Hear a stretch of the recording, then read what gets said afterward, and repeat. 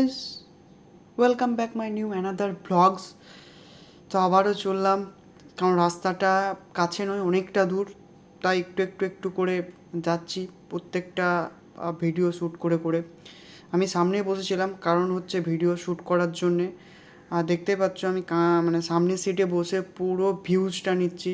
সামনে শুধু রাস্তাগুলো দেখো কত সুন্দর, এবং চারিদিকে শুধু গাছপালা। আমার মনে হয় এই রকম প্রাকৃতিক দৃশ্য সেই রকমভাবে, মানে আমরা যেইভাবে যেখানে বসবাস করি, মানে এইরকম পরিচ্ছন্নতা নেই। গাছপালা আছে বাট পরিচ্ছন্নতা নেই। যে রোড এত নিট অ্যান্ড ক্লিন, বড় বড় পাহাড় দেখবো, তার মধ্যে কত গাছ, টার্নিং, এই টার্নিংগুলো, প্রত্যেকটা টার্নিং কিন্তু দেখার মতো টার্নিং। এখানে যতগুলো টার্নিং তুমি দেখতে পাবে, যেহেতু আমি ফোনটা দেখে আসছি, তো গাড়ি মানে শুধু টার্নিংয়ে যাচ্ছে। আর ভয়ানক ভয়ানক টার্নিং, মানে একদম ইজি টার্নিং নয়।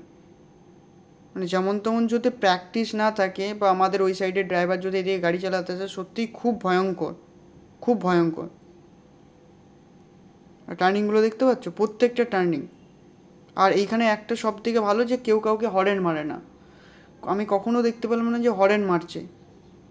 এদের ড্রাইভারদের যে বন্ধুত্ব, সেটা আমার খুব ভালো লেগেছে। যে এরা এইভাবেই কথাবার্তা বলে, কেউ প্রবলেম পড়লে সেটা প্রবলেমটাকে কী করে হাল করা যায়। তো সেই রকম কিছুও তার সঙ্গে কথোপকথন করে বোঝা গেল যে হ্যাঁ, সত্যিই একটা অন্যরকম ফিল।